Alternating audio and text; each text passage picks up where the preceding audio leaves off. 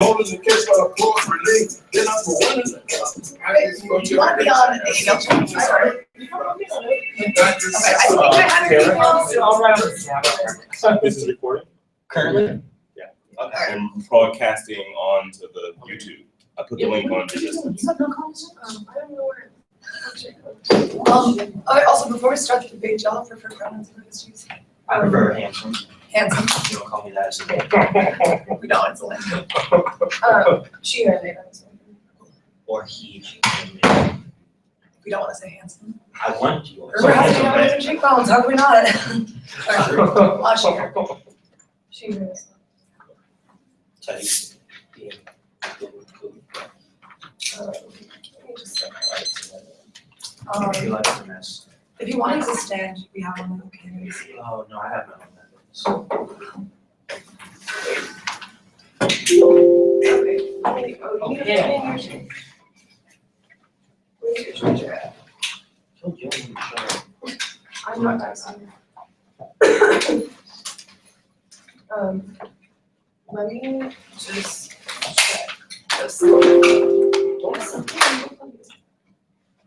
Just to make sure it's not too loud. I want you to love my body. Is that okay? Do it like we do, but I promise you won't tell nobody.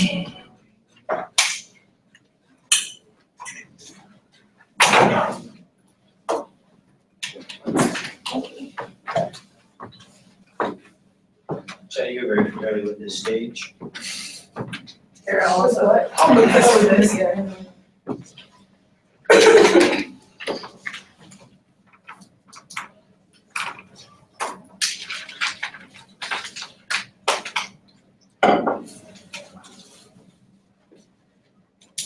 JK, everyone good? The black hole. The gravitational pull of the black hole is so strong that neither light can escape it. Our pupils are the black hole and irises, the stars are orbiting around it. The black hole is my ass, my mouth, my penis, and your eyes are consuming me. There's a world that exists outside of our realm of conventional thinking and plane of existence that is far associated the norms of social hierarchy, gender, race, and time. Most importantly, gravity. This world exists within the tesseract, which is the pocket dimension that sits outside of our universe in the heart of the black hole. Then the black hole, the full time is not limited to one direction. Gravity is something we can hold and melt to his reality. Is something that has been warped exponentially, opened up in existence with truly infinite possibilities. Something like male, female, gender, or fluid and ever changing. The color of one's skin is no longer an indicator of any specific ontology. Members of this vibrant and peaceful community have established a life for themselves and lived in harmony for about a year. However, the relative time of the black hole to that on Earth is quite different. 1 year in the black hole has been 7 years back on Earth. You're in. Shine bright, shine far, be a star. Where you live, where you are, be a star. Shine bright, don't be shy. Be a star. When the gravity of general relativity, firstly, the force of gravitation would be so great that light would be unable to escape from the rays falling back down to a star like stone Earth. Secondly, the redshift of the spectrum lines would be so great that spectrum would be shifted out of existence. Thirdly, the mass would produce so much curvature of the space-time entry that space would close up around the star, leaving us outside, i.e. nowhere. Earth is now a wasteland where resources being commodified unfairly. Beautiful air cells with 499 chain. Just all people of color left to leave Earth and live in black hole. Earth is mainly comprised of white people. 3 years after the people of color left Earth, white people had no indigenous communities to hope the destruction of land. No one fight against the disgusting social hierarchy that was soon to come because none of the white people had experienced it before, not concerned when it came our criminalization. They were clues as whiteness always finds a way to otherwise a group of people. For New Earth, the divide came in another way. The first way was against queer and trans individuals. The second way was against women. The third was against the poor. The final was against disabled bodies that cannot produce in labor to sustain the planet. Earth continues acts of perpetual hate and destruction that the people of higher plane could only watch and pity. Their spectral line meets their spectrality. How 2011. Proves the naive and nonsensical stupidity, having my argue for the nonsensical, non-conceptual, over sense-making structures that are often embedded in common notions of ethics, naive or ignorant, may in fact lead to a different set of knowledge practices. It certainly requires what some have called oppositional pedagogy and pursuit of such pedagogy. We must realize that ignorance is as potent and multiple things as knowledge, and that learning often takes place completely independent of teaching. In fact, to be personally for my mom, I'm not sure myself and teacher, as someone who is never exam, who is trying to try without my success, become fluent in another language, and who can read a book without retaining much at all. I realized that I can only learn when I can teach myself, and that much while I was trying to school left very little impression upon me at all. When a family white school teacher tries to reach out to his disinterested and profoundly alienated, mostly African, Asian, Arab, and immigrant students of cultural and racial class difference between teacher and students make effective communication difficult in his cultural references. The diagram, Frank Molly, Reference grammar leads students cold while they're soccer, Islam, hip hop, and youth only paying for and otherwise personable teacher. In this demonstration, because he asked students to think about one thing that they've learned, write it down, one thing to take away from the class, one concept, text, idea that might be different. Class especially if one girl shows up to the front, teacher looks at her, expectantly draws her a comment. I didn't learn anything she tells about mouse or anger. Nothing. I can't think of anything I learned at all. The moment is a defeat for the teacher and disappointment for the viewer who must believe in the narrative of educational uplift, but it's trying for the alternative pedagogy because it reminds us that learning is a two-way street, that you cannot teach about a dialogical relationship to the learner. I didn't learn anything from being a Joseph of another Prince text, a book by Judge Hill, Rancy on the Politics of Knowledge. Drawing from students who spoke from information according to the conventional discipline-based pedagogy demands the presence of a master proposal of mode of learning by which the students are aligned by the superior knowledge training and intellectual schoolmaster. But in the case of Justice Secretary's experience with the students, Brussels taught him that his belief in the necessity and expectation of exegesis was false and had simply upheld a universal system dependent upon hierarchy. When Jefferson realized that his students were learning to read and speak French and understand technological assistance, he began to see the narcissistic investment he had made in his own function. He was not a bad teacher, became a good teacher. Right? He was a good teacher. He realized that people must be led to learn rather than taught to follow. Like all conscientious professors, he knew that teaching was not the slightest about cramming students with knowledge and having them repeat like Paris. He knew equally well the students had to avoid the chance to turns where minds still incapable of distinguishing the essential from the accessory. The principle of the consequence get lost while the good teacher leads the students along the pathway of rationality. The ignorant schoolmaster must actually allow them to get lost in order for them to experience and find their own way out or back around. The ignorant schoolmaster advocates for in an anti-disciplinary way for emancipatory forms of knowledge that now depend on overtrained pipeline for leading obedience to out of the darkness into the light. Dr. Summarize pedagogy, thus I must teach you I have nothing to teach you in this way. He allows others to teach themselves and to learn without learning, internalizing a system of superior knowledge, superior intelligence. Like pedagogy, oppressed was argued against a banking system of teaching for a dialogue and mode of learning, and that's a practice of freedom, objective numeracy, education, and social transformation. As mutually dependent, when we are taught, we cannot know things unless we are taught by great minds. We submit to a whole suite of unfree practices that take on the form of colonial relation period 2000 they're self-responsible to colonial knowledge formation. The violent response to the whole French knowledge claim the violent position of colonial rule must be met with violent resistance, colonial practical response from which the learner would learn the dominant system rather better than the application undermining the affirmative within or a negative response in which the subject refuses the knowledge offered and refuses knowing subject in the form mandated by the enlightenment philosophers of self and other. This book is a sympathy for the violent and negative forms of anti-colonial knowing and builds on hiring modes of opposition to university as a society of incarcerated knowledge and project of subjugated knowledge. I propose a third thesis, subject of memorization, where it seems commonsensical to produce new thoughts of memory about homophobia and racism in contemporary text, literary, and theory. Actually argue against memorization. Memorization has a tendency to tidy up disorderly history. Memory itself is the disciplinary mechanism for getting becomes a way of resisting and heroic and grand logic of a call to unleash a new form of memory that can relate more to spectrality than hard evidence, lost genealogies, into inheritance and erasure than to inscription. The black hole's evil as an explorer, it pulls in everything around, including Latin presses beyond comprehension. The beauty of that is that it's unavoidable and a universal imperative. We have no choice but to embrace it. Harmony 13.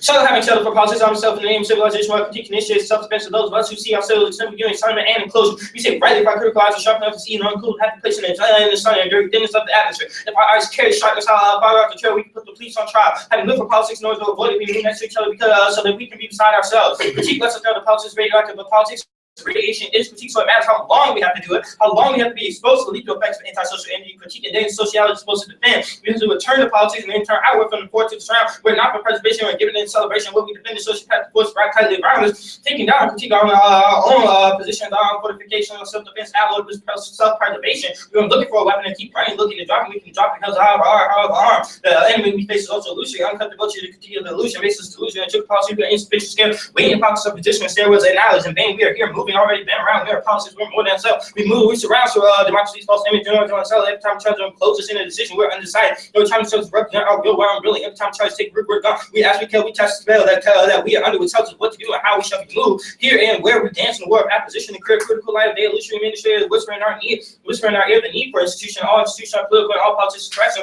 So it seems we need correction institution and common sense like correcting us. And correct us, we all there's nothing wrong with us. We don't want to be corrected. We don't want to be correct. Politics propose to make it better, but we already good and we should that never be made, though we don't choose each other, the falsified institution, to make politics incorrect and give the lie to our own determination. We look to each other, they determine we look to everything in application of political responsibility. Okay, whatever. We're just anti-politically romantic about actually existing social life. We are responsible for politics. We are the general antagonist to politics, looming outside every attempt to politicize every imposition of self-governance, every sovereign decision and debate nature, and every emergency and home sweet home, every destruction and consent to destruction. We observe our people sent by fulfilled by abolishing and renew, yet sadly, open and closure, whose method of finality is inversely proportionate to its actual error. We got politics surrounding we cannot be represented. We cannot represent ourselves. Thus, say and I affirm the gravity of being a problem. Article 13. The critical academic of the university in the circle of American State questioning the university. He claims to be critical of the negligence of the university and the labor upon labor and the unprofessional of the university sponsored role retreat. Release does the labor critical academic not involve a mockery of this first labor of performance and finally in the lack of concern with the parodies and negligence. Does the question of the critical academic not become classification, or to put it plainly, does the critical academic not teach how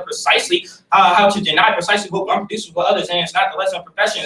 Return to the university time and time again. Is the critical academic not decided what Michael E. Brown termed the impoverishment and miseration of society's cooperative populace? This enlightenment charade is utterly negligent in its critique of negligence that disavows the possibility of thought of an outsider, an odd place called the undercommons.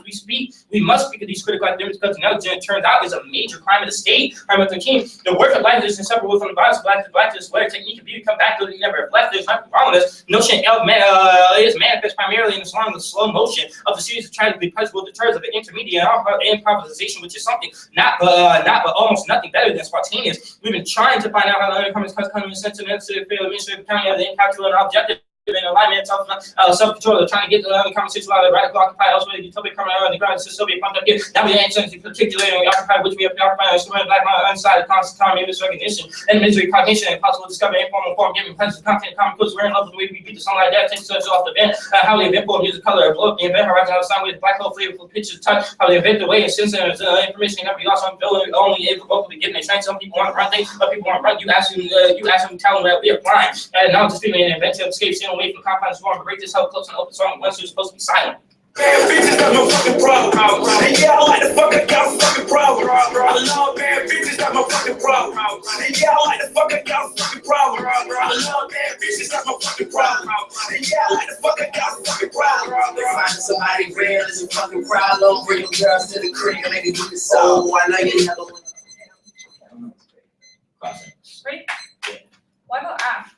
Well, because one, we are a politics of like sociality, which we affirm is a good idea before it should be a prerequisite before implementing any policy. Our sociality is good in the sense that we affirm a space where the fucked up notions of physics that dominate like the normalcy, like okay, raping women in the current status quo is normal. It's just something that happens every day. No one, it's just like a tree falling in the forest. No one gives a fuck. It's just picked up and just brushed off as it's like a force of nature. Black men getting killed is a fucking force of niggas. Like it's just natural. All this fucking like the way that we paradigmatically view violence in the world has been normalized against anyone who isn't the heteronormative male. So therefore, like it can be said that our sociology is a good form of politics. It should be a prerequisite before we get engaged in any type of policy. Sure. I have a question about this idea of gravity.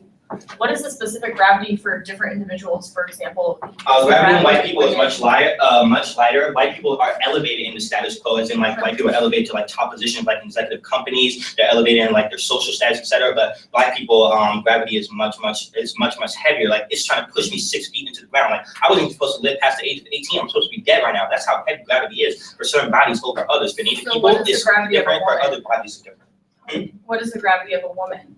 The gravity of a woman think we is can complex. talk about women in a universalized, Yes, right? Because it's definitely like can't do that. the location of, for example, a like queer black trans woman is very different than the location of a, a Yep. racist. So you hold those interhistory to be different. You differentiate. Yeah, that. obviously Yes. gravity doesn't operate universally on people's bodies. It's a social force Which is our that is identification. militarized, Sure. which is what Khalil was just saying. So the performance, how should we interpret the performance and why is the ballot specifically tied to? Well, I don't really give a fuck how two white women want to interpret my performance, but Right, technically for the sake of the white we're judge. supposed to interpret the 1AC, so how does the performance that you've just presented get interpreted through our debating and why does the ballot matter to that? I am affirming that I am a problem. As a black male, there are a lot of tropes in my body. For one is that I'm hypersexualized. I like to fuck, that's my fucking problem. Everyone wants to fucking fuck. So I'm how like, can you? that's something that I have to deal with and I'm affirming that. Sure, It's a sure, fuck- it's a everyone po- likes It's a it. politics of refusing what is Right. offered to us, resisting those tropes, not resisting, Right. refusing overall those tropes that are put on our bodies, not rejecting, because that really gives power back to the state Right. and back to like the norms of like Right, the power so that be. how does that performance that you just described? If you want to know how you can be involved in it, you can refuse Can I what's ask offered my to you as question? well. How can the performance that you just used be used by people like Pakistani women or Indian men? This is like an overarching way. I This think is It's not exclusive like, I whatsoever. think that that's a really odd and weird question to ask, given that like what we've produced, I think, is a form of generative politics that says that we can refuse that which is refused to us, right? We can refuse institutions that do violence to us. We can refuse social spaces that do violence to And our us in Harnian- favor of other sub-institutional spaces, which is a politic that other people can embody. Yeah, which is what our Harnian Motion Choice card we is want to saying. see that obviously wouldn't be ascribed to everybody in the same way, because not everybody gets down with straight like that. It's sent. We'll go one off in case.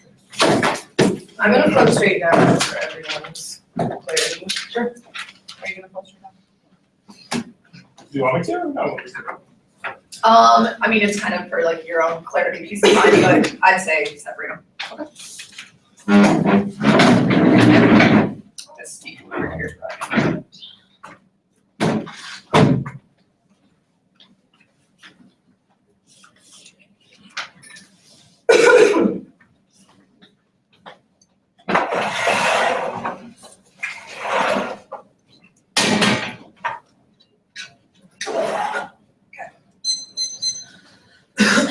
Does everyone get it? Hold on, I'm sorry.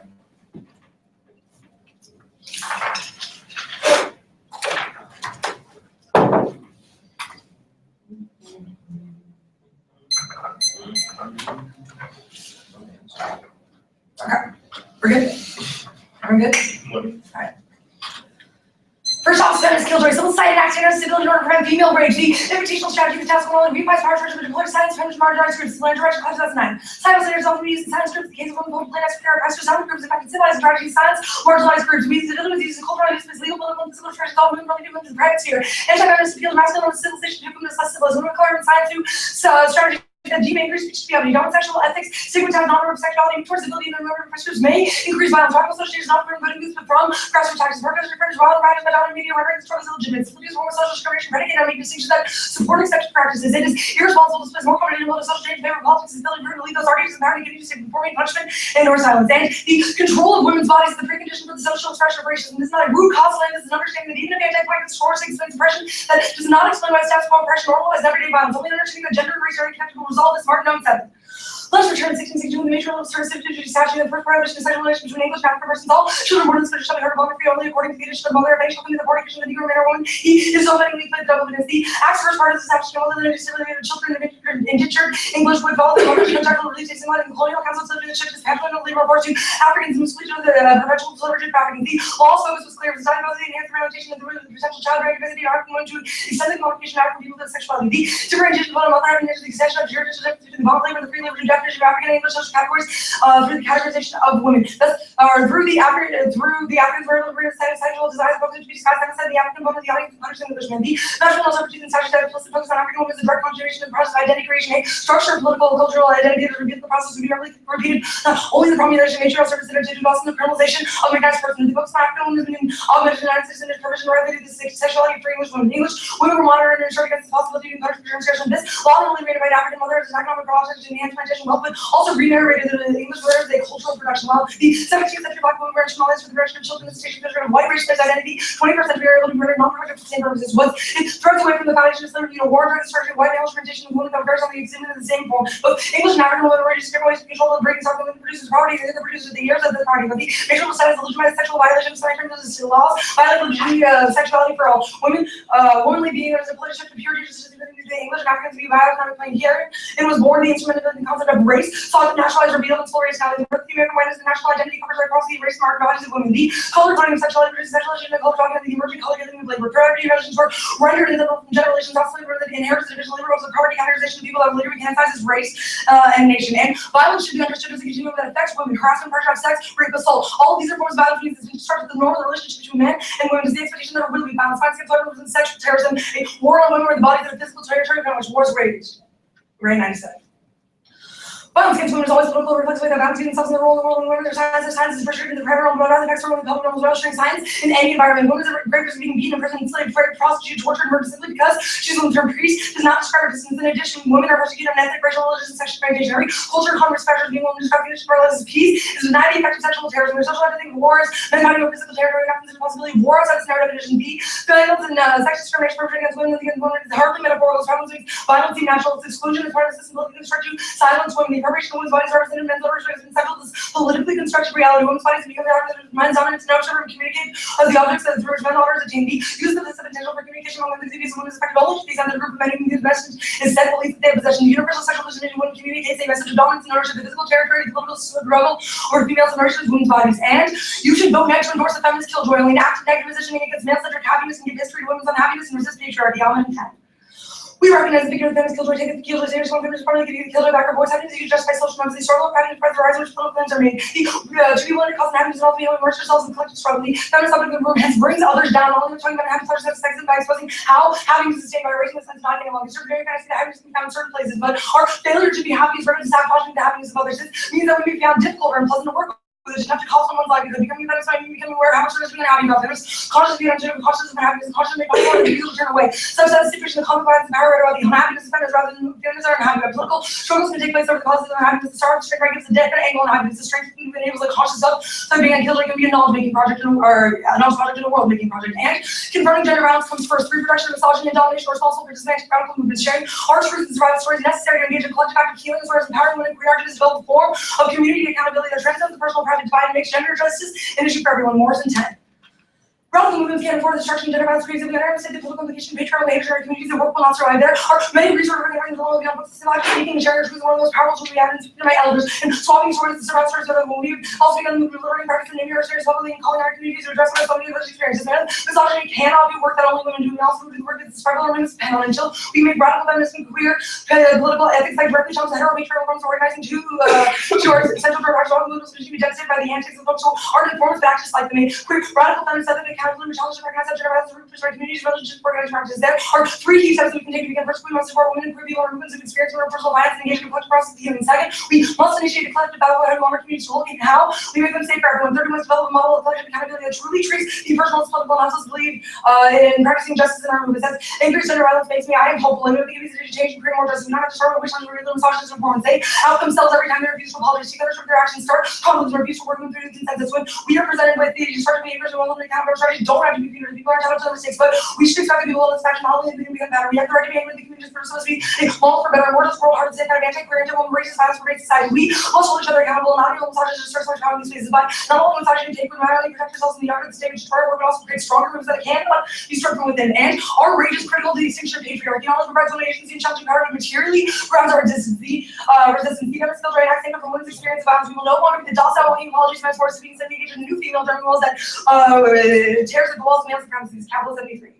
Why can't women allow themselves an outlet for the containing rivals rather than anger women so frightening them as demoralized and flattered and do not degraded and authentic calling people her so much what do you think you want to say fuck y'all and fight you if I have to. Anger puts her on center stage. Thus, anger is self-confident. Women fight herself in the job of the status quo. People's anger is sister because anger takes the woman out of her earth role, our earth mother role, her family role, political role, her economic roles, cheap labor, second class, and take shot roles all together makes her a person. The first step to liberation for most women is anger. It's exhausting to fear yourself, from fear you are gaining strength. The exercise of your anger gives you a sense of self and self-worth because this enduring your demands action and change all life under demands. You can be satisfied. You can fall back under the control of the behavior toward you. You can't comfortably claim power sense over your own conduct, nor can you, at least for long, go on being furious at others if you don't at least try to get yourself together. What you can control, personal changes, deal with the world. You can mobilize your anger to one of those ready that you are not having any more bullshit. You gain strength. All striving to understand the collective situation, women group, and help each other through first. Painful phrases, outward directed anger. Anger moves personal, political, and becomes a force for shaping our new destiny. Now, good case. You can vote now on presumption. Hobson concludes that you should vote now on presumption. Only refusal to endorse the affirmative is a true acceptance of its radical queer failure is Hobson 11. We are all used to thinking about our dreams, plus our revolution, type of what except for hope. We then alternative to cynical resignation and naive optimism. What is the alternative? The alternative is will and the critique of refusal says that the heteronormative capital society equates to even specific points of reproductive maturity combined with the wealth accumulation failure. Just manages the logical success and currently failing, losing, forgetting, and making, not knowing often more creative ways of being in the world. Failure allows us to escape punch norms, discipline behavior, and managing development. Positive thinking is a North American affliction, a mass delusion that moved at a combination of American conceptualism and desire to believe that success happens to good people and failure is a consequence of bad attitudes. An ideology of positive thinking says the system the way of working on the failures always our own doing. Politics offer a better explanation of personal vision to their definite advantages to failing relief, but the obligation keeps falling through the game of failure and bankruptcy. The negative thinker, can use the experience of failure to confront the gross inequalities of everyday life in the United States. And the act is a flawed method of political engagement in the university. It makes neoliberal violence impossible as 1115. Moan and hardy refusal and marriage, yet their imagination of the outside is identity inside the account of the undercomes of race like rap unity. The list of the traditional tolerant deviant studies that theft, homosexuality, prostitution, incarceration, moan and hardy do not describe the undercomes of rather they ask their readers to join. It's important to get the list of refusal, objectification, and striving. Objectification, recognition, description, critique can be a way to reinforce the house way of acknowledging the institutional position and differences between inside and out. Both were political and methodological honor, anti-normativity, made it difficult to address replication of the violence of knowledge production, pedagogy, and social inequality. Such violence is inevitable and critical histories of the disciplines are essential. Undertaking such work will not allow us to see a radically different relation to the object because its contemporary instantiation of prophetic ordination may be pushed for social justice to deny our implications of existing social structures is also a form of violence. And there are micropolitics that get co-opted by an existing object of resistance. This understanding allows citizens to be framed to be declared that they represent the imminence of invertible politics from coalescing around mundane practices and habitudes of existence. This is Ciano and Adol 8. Imperceptible politics in essence, all these various forms of public engagement and intervention, the opportunities to ways can be merged to one form of politics. And imperceptible politics is an action of ad hoc practices which allow the decomposition of representational strategies and the composition of the answer can be left unanswered. Word. Can I, mark it before we start? Yeah, it's at unanswered, and it's like the second chunk of highlighting at the end of it. This is the, is this the, This Ciano's? yeah. Yeah. The second chunk, oh. Yeah, it's like events which cannot be looked at. Okay. So yeah, whenever you're ready. Word. What is debate? What is debate? Yeah. Well, in the college setting, it's a competitive activity. What is debate to you? What is debate to me? Debate to me is like a learning experience. It's also the way that I can tolerate being in academia. It's something that means a lot to me. Do you think that your experience is universal for everyone in debate? Absolutely not. Would you admit that debate is violent for a lot of people? Debate is also violent for me, but yes, it's violent for a lot of people. Okay, so debate can be an outlet for you, debate can also be violent for you, yes? Yes, totally. Okay, so we admit that debate is a space of learning and violence. Yeah, I mean, it's, Depends on the person, yes. sure, yes. Okay. And depends on the question, I'm context. trying to get a sense of like what debate is. Totally. So, you say that citing that the female body has been the site of discourse and we're all in the battlefield by which all wars are fought. By bringing like this female-centered, like this female damage-centered narrative into a debate space, are you not relegating the female body to like a site of like chaos and discourse and war, where battles can be fought over like the female body? I mean, not quite. I would say that in us calling this out, it's kind of a resistance to that notion. It is also kind of a way to reconceptualize violence, right? Like violence gets talked about in a way that we don't Reconceptualize it for whom? I mean, A male judge or yourselves? Because if it was for yourselves, then how do you interpret how other women are going to feel in the debate space when you read these I mean, articles? we don't know how other women are going to feel in debate space, but I feel like that's true of all arguments. I think that it is. That's trivial how other women feel. No, I think it's true of all arguments. My bad. Yeah, no, sorry. I think that it's important to call certain things out. I also think it's important for Lauren and I to call things out because we talk about war all the time while ignoring sexual terrorism that I'm happens just against saying, a lot the of center bodies. of your app is about female happiness. If you do anything that would make a female unhappy, are you not like the Right. politics of the I actually think that's a really reductive way to interpret the criticism. I don't think that it's about female happiness per se. It Also, says female joy, like putting male-centered No, happiness is right. fucked up. it's a feminist killjoy, right? It's about destroying male-centered happiness. It's about talking. It's developing a consciousness of happiness. Who's a male? Male is one with a penis. Anyone with a Someone penis? is a male. There's, we'll maintain a distinction between men and male. Sure. Anyone with a penis is a male, and all of those people shouldn't be happy. Oh, absolutely not. It's No, no, very no, much masculinity no, is inscripted on certain. Okay, so have black men? Male-centered, So No, male-centered happiness. hold on. We got your answer. Thank you. And now I mean, we're moving on to another question. You can That move on was to another okay. question, sure. Thank you. So you talked a lot about like the history of like slavery and the concept of like white women like being penalized for like any transgressions against like the white male body by like trying to engage in sexual relations with a black male, and this led forth to like women having to sneak around the white man's back to like raping, like sexually abuse their black slave men. Is that not like a credible asset of like females like taking advantage of like men and sexual violence? Oh, it definitely is, which is also a reason why the conversation needs to be expanded, right? It's not just that like rape or And sexual what ways violence. do you occurs. challenge that type of like ownership of the black male body? What do you mean what do you mean challenge the ownership of her? I mean, you can, so would it be safe to say that like that type of like commodification of the black male body doesn't exist anymore? Or Oh, no, it certainly does. So what are you doing to change that attitude in white women?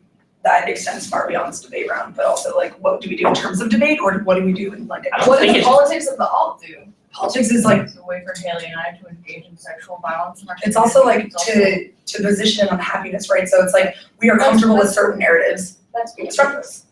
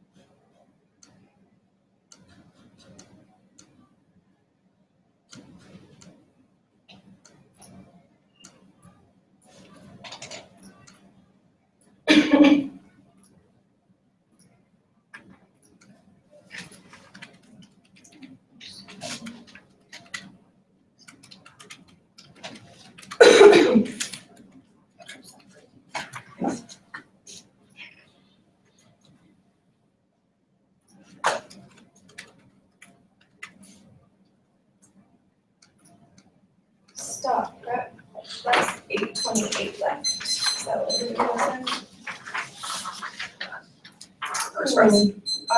like I said, I float straight down. But, yeah, I really can't even order. I float straight down.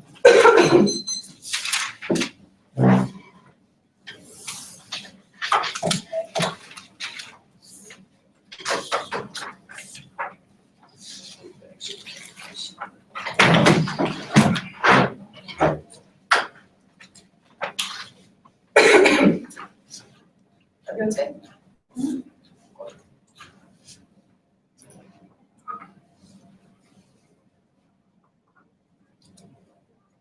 The 1AC affirms the gravity of being a problem in order to produce alternative modes of being in relation to one another, aka the black hole is an Afrofuturist erotic affirmation that says that we are unprofessional, imperfect, ugly, and ultimately that there is nothing wrong with us. The 1AC performance produces the black hole and is able to produce black futures in that capacity. That's the Hardy and Moten evidence from the 1AC. There are a couple of dissads to the alternative that I think are going to be pretty extreme in this debate. The first one is really a black man affirms a black future, so you say fuck men and fuck their happiness. There's no answer to how the alternative does functionally anything for black men and their iteration of gender is therefore just completely inadequate. This is exactly the process by which hypermasculinity is attributed to black men, through which they're assumed to be the superhuman embodiment of patriarchy. Think of people like Slim Jesus or Eminem who perform their fetishized notion of black masculinity in order to say fucked up violent shit about women in the status quo. The impact to this is genocide. Your alternative has an inadequate analysis of anti-blackness that will always accrue in gratuitous violence against black men in the form of non-black people blaming black men for patriarchal violence. Think of the murder of Emmett Till, or think of Rosewood, where a whole black community was fucking massacred because a white woman said that a black man had raped her when really she was just having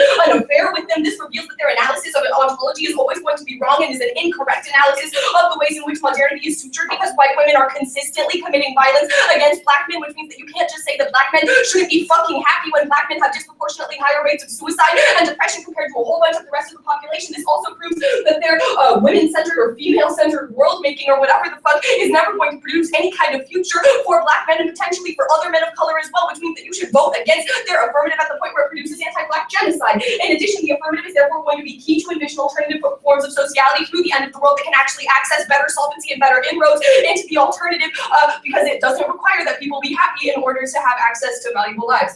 The second dissad is a horizontal dissad. The alternative doesn't have any generative politics to move away from forms of violence. They're locked into a dialectical structure where non-men have to constitute ourselves in opposition to what ultimately makes men happy, which means that there's no possibility of liberation in that kind of subjectivity, because if you accidentally are dating a man and happen to make him happy, then what the fuck does that mean for your politics? Are you no longer feminist enough in order to participate in the alternative? There are a couple of implications. The first is that they just recirculate re-traumatizing narratives about violence against women without any kind of mechanism to solve that violence. Those kind of damaged narratives have psychological impacts. This is Tucking 9.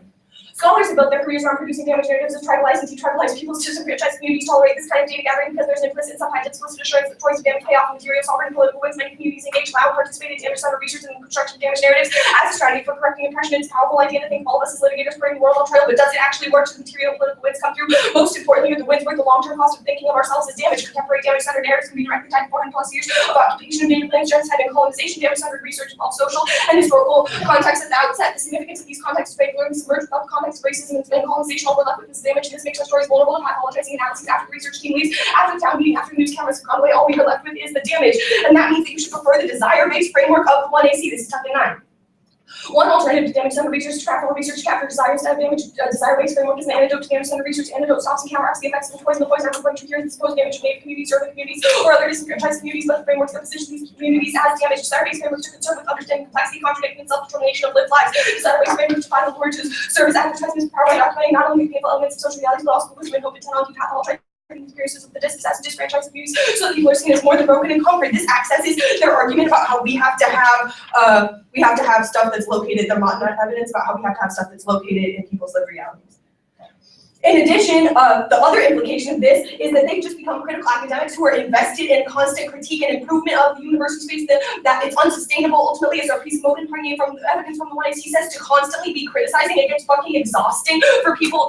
Moten and Harney say that politics is the radiation of critique, which means that it matters how long we're exposed to the antisocial arrangements of that criticism, which means that their politics will always be unsustainable. In addition, there's a professionalization disadd to the alternative, which means because they're just focused on consciousness raising and improving the academy, which is only going to be negligent as fuck. This is Harney and Moten 13. This is also an internal link. Turn to the shit that they read about how we participate in neoliberal violence because universities are inevitable or whatever.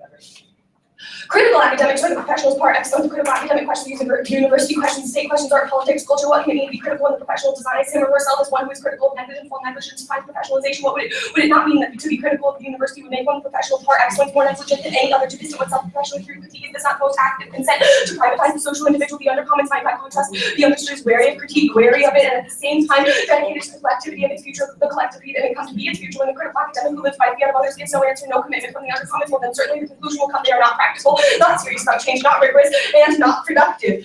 And third, this adds the alternative. This is major. I think that the alt is anti-trans as fuck because they say that every male is somebody who has a penis, which is just fucked up because there are plenty of trans women and trans femme people who don't identify as males. And also, this doesn't account for the way that hypermasculinity is described to many trans women and trans femmes. Their male happiness rhetoric produces a biologically essentialist politics that is never going to have the capacity to make trans women, especially black trans women, who are some of the probably people who deserve to be the unhappiest because of the way that structures have positioned them within violence.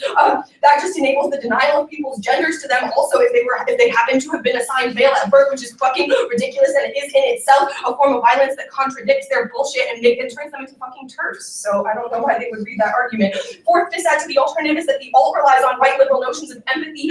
It's contingent upon women's unhappiness or non-men's unhappiness. I would argue being able to be made intelligible to people who are hurting them. It's impossible for black women and some other women of color because those tears are not valued, whereas white women's tears are, which means that they need to be locating themselves better in terms of their politics. This is Ferguson in 12. Baldwin identified white liberals as a formation that, despite its explicit intentions to enact racial reform and dismantle racial segregation, end up re-inspiring white racial privilege. In the case of a great many people who think they're on our side of the fence and build power that has got nothing to do with principles, they think they're upholding, they're operating in this part of the force because this is what they find themselves. It's easy for them, but it has nothing whatever to do with love or justice or any of the things they think it has to do with. And when the chips are down, it comes out. Their status in their own eyes is much more important than any real change. A certain investment in minority differences, crises, renews the hegemonic possibilities of whiteness. About the abolitionist John Rankin's concerned attempt to imagine himself as black slave partner writes, while this slight imagination enables a vicarious first-hand experience of the lash, excoriates the pleasure experienced by the master in his brutal exercise of power and unleashes rank inspiring indignation and resentment. This phantasmic vehicle of this identification is complicated, unsettling, and distorting. Rank identification takes the psychic and ethical development of the white sympathizer as the principle by which slavery is made intelligible and opportunity made available by the slave system itself. Rankin begins to feel for himself rather than for those whom this exercise imagination is presumably designed to reach the ease of Rankin's empathetic identification is as much due to his good intentions and heartfelt opposition to slavery as the fungibility of the captive body. Slavery was not only a political economy that distributed black bodies for exploitation, it was also a political economy that provided corporeal resources for white identification, radicalism, a political economy that distributed minority influence for empathy, identification, desire critically, and as a medium for the reconsolidation of white hegemony dates back at least to the 19th century and stretches into our present. And the first piece of evidence that they read, is talking about how women are identified as the opposite of civilized or whatever. But this analysis is completely totalizing because it assumes that it's women who are identified as civilized. But what about black men or native men who are masculinized and who are deemed not civilized, who are hyper masculinized and deemed not civilized? It just proves that their ontological argument about the founding of civil society is literally at its core wrong. Then they read this piece of Martinot evidence that's clearly geared to answer Wilderson, but luckily we aren't reading fucking Wilderson or Sexton. Moten's discourse, in fact, of para-ontology in the undercommons, the work, is an attempt to deal with the slippage from ontology and those who study it from an academic perspective, and those who, basically Moten's argument with para-ontology is that, there are people who, study the structures of anti-blackness in the academy, and then there are people who don't. The Black people who don't study those things still lead Black lives, though, is precisely his argument. So Moten is, in fact, locating his shit in the reality of people's lived lives. This Martin evidence also has this line in it that talks about how anti-miscegenation laws regulate the sexual freedom of white women. Like, sorry that you want to fuck a Black guy, but you aren't entitled to genocidal miscegenation. So I don't know why the fuck this is even in, like, this doesn't even make sense. Then they say refuse to vote AF. The ballot is not a measure of success because the ballot is not our project. This assumes that we're educational consumers that want to feel good and that generate our feel goods off of getting ballots. But as we all understand, it's not through getting more and more ballots or getting a first round that racism ends or that we're able to access these social spaces. In fact, we understand the space of debate as one in which violence continues to occur to us no matter how quote unquote elite you become, which means that that's not the app. Also succeeding at producing the undercomments is good because it's survival and it enables resistance. That's above. We also don't deny our implication in the structure, but just saying we're privileged in the university doesn't challenge those politics. The undercommon sociality and debate where we all turn up actually has the possibility of radically undermining violence of institutions. I can talk about that more later. Good. Okay, so the top of the choice that you make an argument about we're locked in a dialectical structure. Yeah. What dialectical structure are you referring to? Well, you all have posited the alt is literally like we should refuse to make men happy. So you've posited a dialectic between non-men and men, in which men's happiness is the sort of be-all end-all of women's oppression in that dialectic. Presumably women's are just Okay, so the dialectic you're referring to is kind of like the binary categorization of men, non-men in terms of happiness. Well, for you all, it would be, you have this really gender binary way of talking about shit, but yes. Okay. You make another argument about, so like at the bottom of the choice, you're talking about how like the ballot is not your problem, et cetera, et cetera. So then why should the ballot go to you? Because the ballot should go to whoever does, but like, I mean, Teddy's gonna adjudicate the debate, right? Yeah. He's gonna, you know, he's gonna adjudicate the round. He's gonna tell us how he thought the round went down. Like, Et cetera, et cetera. the ballot, I mean, I guess the ballot means that we break, which is a cool thing. But like, the point of, for me, the point of me debating is really not about like giving the ballot. Okay, why do you debate? Mainly I debate in order to, this is the argument I was kind of making at the end. Mainly I debate in order to like be with people that I give a fuck about. So I think, for an example of this is like, after we lost at GSU in doubles, Jill and I were just having this conversation outside. We were just like smoking, I was smoking a cigarette and we were talking about like, They never include me in things. we do too. And we were talking about though, like how fucked up it is that it's always fucking white judges and the teams have militarized their prefs. And that's how the prefs argument that we made against Emory was actually born. And now like- And we fucked them up. And we fucked them up twice back to back. And now Emory has actually changed their prefs. Like now Damo was in a debate judging and Emory, you know what I mean? So it's like, there are, which is not to say that like debate is this fulfilling activist space for me, because it's not. Like debate is also really fucked up and I think about quitting all the time. But like I think there is the potential for us, not so much in debate rounds, although I guess in some instances when we yell at Emory about their prefs, you know, but there is the potential for us to do things that undermine this institutional space that I think are valuable. I have a question about, so you read this piece of evidence about how we should have a desire-based framework. What is like a strategy of a desire-based framework give us for dealing with like sexual violence and rape culture, particularly within debate? Well, I mean, you're making, I think, a slippage between like libidinal, because obviously like we understand that libidinal desires are violent. Right. And I'm saying that how does the desire to end rape culture get materialized or manifest? You know what I mean? Like how does that desire-based framework? It has to do with like what is it that we envision? What is it that we want? What kinds of futures can we imagine? So it's like it's an imagining of the future. That's the threshold. What? Under the concept of. Oh, were you asking for a bright line, or were you asking? No. You answered the question. It's fine. We have 10. So, yeah, we'll take it. Y'all can have the 1AC back, but can I keep the 2AC first for a second? Sure. Thanks. You got the 20%. Flex over background. Flex over background. Horizontal. Just like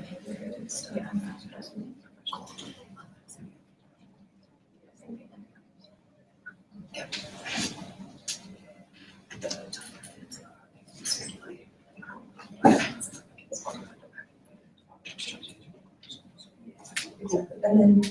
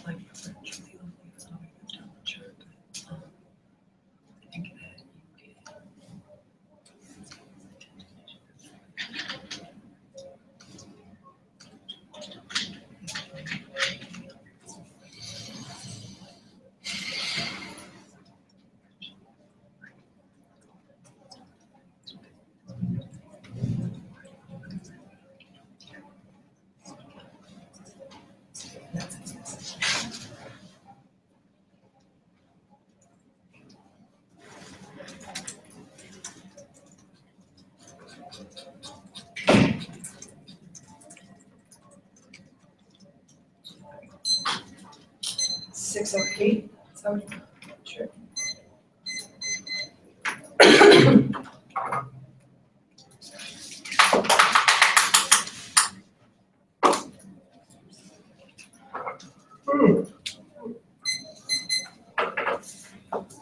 Are you in K page? I'm pretending it. I just wasn't sure.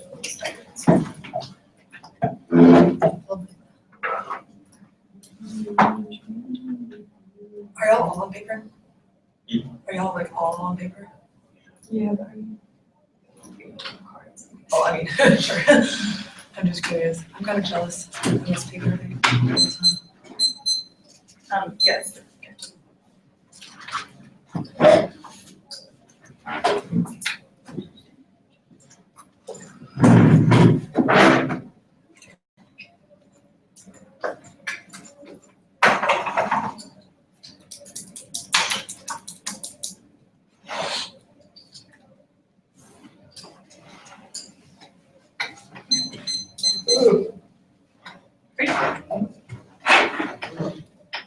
Hold up. Sorry. You good? There is a framing question, what is the better mode of action? Either accepting the notion of being as problematic and drawing things to it, or Ahmed's articulation which is to act on the world, not let things act upon you. The alternative engagement in the question of forced gravity's bidirectional meaning, that it is pulled in certain, it pulls certain things in certain directions. The question is how you act on that force being debated about the difference between passivity and action, which means the alternative endorses the force of killing the joy of individuals who fall to the gravitational push towards the black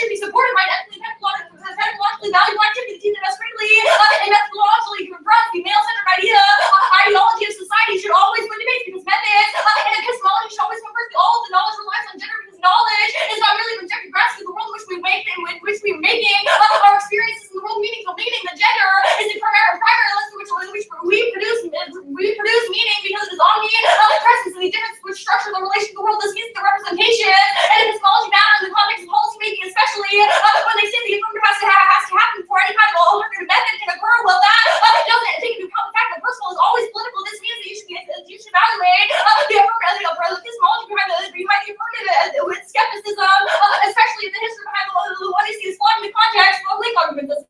Pearson, Ryan, whenever we say topic use of lens and necessarily focusing attention on particular lenses, so unavoidably expenses seeing each other, other record not focusing filters on particular lenses, and we have to use it is an important consequence of the instruction in which we look at able to see the filter and ways of thinking, also ordering the experiences and categories and images of life, achieving how we have this one which we live in the concrete consequences. We expect hostility in our behavior, meals, and responses to how we are, what we think of the action which we think is shaping, the world which we live in, simply simplify our thinking like maps in the brain, the choices of expiration, effectively assumes the scholars and world politics model our thinking line, historical, develops surrounding changes, understanding, ordering changes of all the outdated worldviews, or lenses, places and dangers, distorting our understanding, and the women, having collective close to this round, this ballot matters, because we are trapped inside the system of humiliation, discrimination, where there is no escape, pessimism reflects the reality of lived experiences of every day, which means every 3 minutes, when is being written every 18 seconds, and when is being beaten because of the normalization of patriarchy, the male supremacy, the white upholds a system,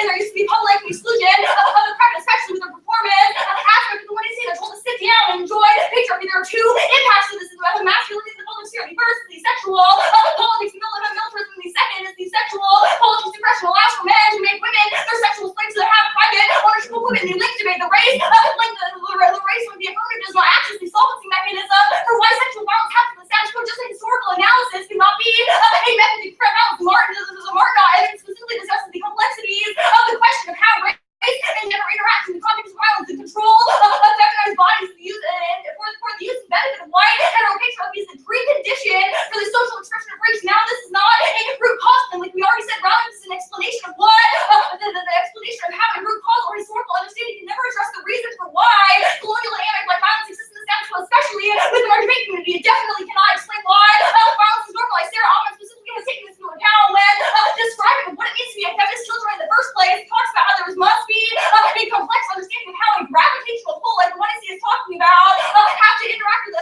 certain individuals, even if the vote evidence is the reality of lived lives, like they discuss. It doesn't discuss how that violence exists in the first place, or is normalized. The second link evidence is the Morris evidence. This is conceded in the 2AC. This is not a desire-based framework, but rather this is the consequence of what happens. This is better. This is not a damage or crisis politics, but rather it is a conversation about normalized violence in the status quo. They do not address this. The 1AC confronting a gender violence has to come first because the way that representations of misogyny and domination are responsible for dismantling racial movements, especially within the debate community, empowering women and queer activists, developing form of community accountability that transcends the personal and the private tribe makes gender injustice for an issue for everyone instead of certain bodies that are excluded from that articulation. And also, this is an alternative in action. Violent rhetoric matches the status quo. The way that we present ourselves outside of the specific debate round should permeate and surround themselves, which means before every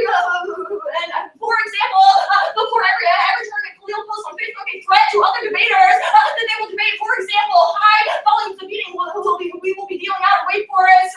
Take a week to go out and all the insane things that you have always wanted to do, you will cease to exist. He also goes on to say that there is no way that you're leaving in anything other than ashtray because I am going to destroy you. He says on August 11th that it will make a fine grade for your debate careers after I am done with y'all. Cremation or burial. This violent rhetoric specifically trivializes the way in which actual violence is represented within the debate community, especially in the way that it permeates through debate rounds. This is a blatant show of masculinity that feminizes others to not access, especially in the context of destroying male-centered happiness, which would mean that individuals would also be held to the rhetoric that they use outside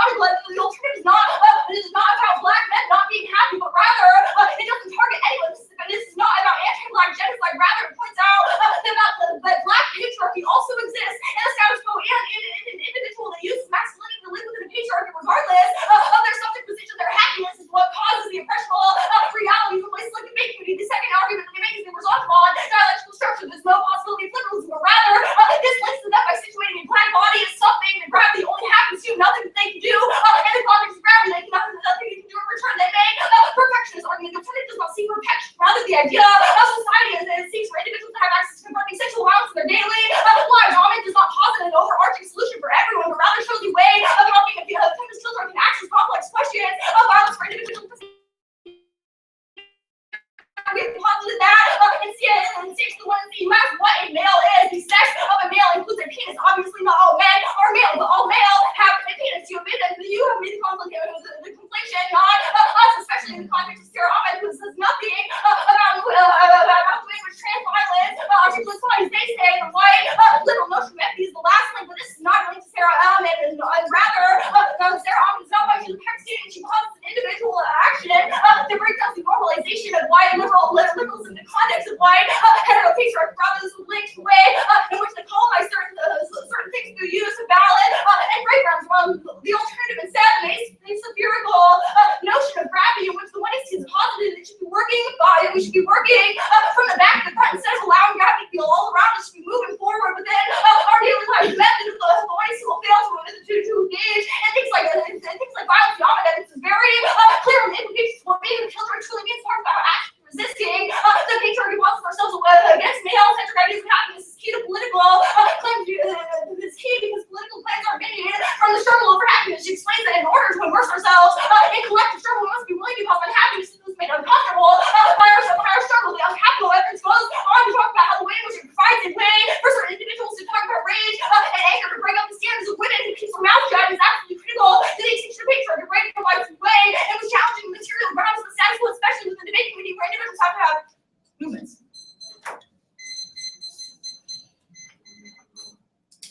Does beating only mean violence when it comes, domestic violence when it comes out of the mouth of a black man, or always? Beating always? I think someone that's experienced. When you talk about beating a teen, does that mean domestic violence? I think someone that has experienced violence who is, who hears violent language, I think that they interpret it the way in which they have experienced domestic violence. I think that's problematic and just using. So why is it Teddy's job to pass judgment on whether or not Khalil should talk shit? It's not Teddy's job to pass judgment. That's fine. I think, okay, so the way, I don't actually want to talk about this anymore because I'm just gonna yell at both of y'all.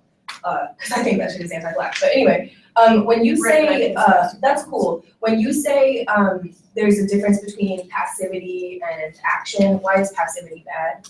I mean, we're not saying passivity is bad, so to say. We're saying it's less preferable to action, so why? That's not what we're saying. We're saying that passivity of the status of the 1AC does not posit change for the status quo, nor does it passivity is bad because it doesn't colonial produce actions change you're talking about are normalized in the so passivity is bad because it doesn't produce change. How do we understand passivity as gender? It's gendered as feminine, right? Yeah, so it's bad to not produce change. We have to yell at men. What do we have to do to men? We should. We have to what to men? We should move forward in the face of gravity. What does move forward in the face of gravity mean? If gravity is bidirectional, if force is inflicted upon it's us, bidirectional? What do you mean it's bidirectional? The way that gravity works is something is forced upon someone or a thing or an object. Force also comes from that individual or object or being. So we should push. So your argument is is we should push back. But you seem to think, that when people, you seem to think though that being violent back to people who are fucking shitty to you is bad when you indict Khalil. So when is it bad and when is it okay? I don't think to push back. What our argument is. I think my argument is that violence. Is it bad? Is it bad for somebody somebody held who's being accountable abused to kill their abuser? No. So why then is it bad? Whatever. Think that Fuck us this. I don't saying that understand. This is crazy. different. So what's a performance? You used a performance in your 1AC. She asked you. Is the 2NC not a performance? Yeah. So why is it then that we co-opt knowledge in a way that is violent or relegates women to the private sphere with our quote? Our argument is that you say that our idea of the ontological underpinnings of civil society is flawed. You have used civil society through the use of the ballot. That's the argument. But y'all don't? Obviously we do. So when is it bad? So why is it, what is it then? It's about passivity doesn't access that. So all address. Can you problematize passivity for me though? Like I really feel like this whole 2NC is for a policy ad. Basically. Like how does the 1AC not see the personal as political, for example? What about the 1AC doesn't? It's not so much that the 1AC doesn't, it's about the way that the method of seeing the personal is politically compromised. That's fine. I sent it out. I'm gonna go on case. I'm also dealing with the tuck stuff. So the second, I think that's the second you sent to the all. But I'll signpost for you there. That's fine. I'm gonna go to the bathroom before your speech. Okay, I vote no.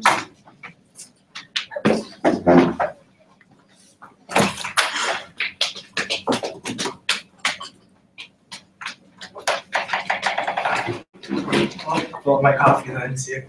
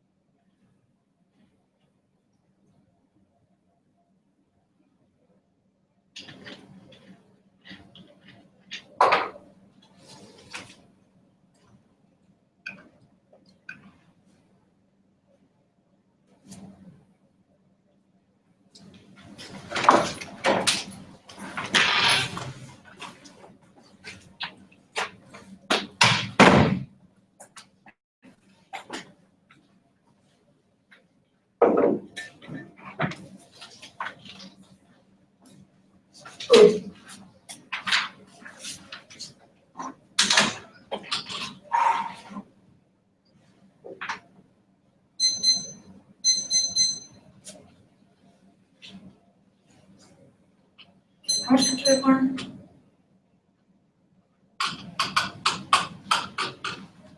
Pretty sure. Oh wait, I wrote it down. 85. It's 42. 608. Wait. I might take a second to focus on finish things. I'll wait forever to get back, so that's not. Gee. I'm gonna take a second to prep, but I want to wait for you to.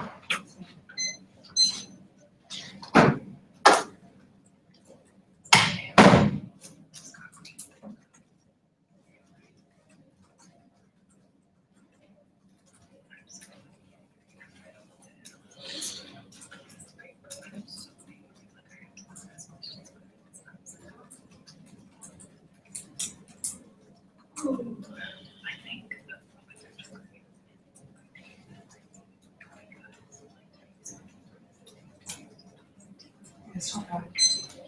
30 seconds. You go ahead.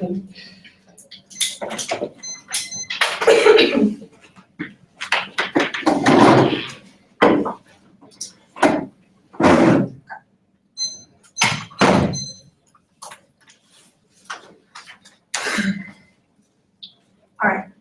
It's sent. There's only one piece of evidence. Is everyone ready? Okay.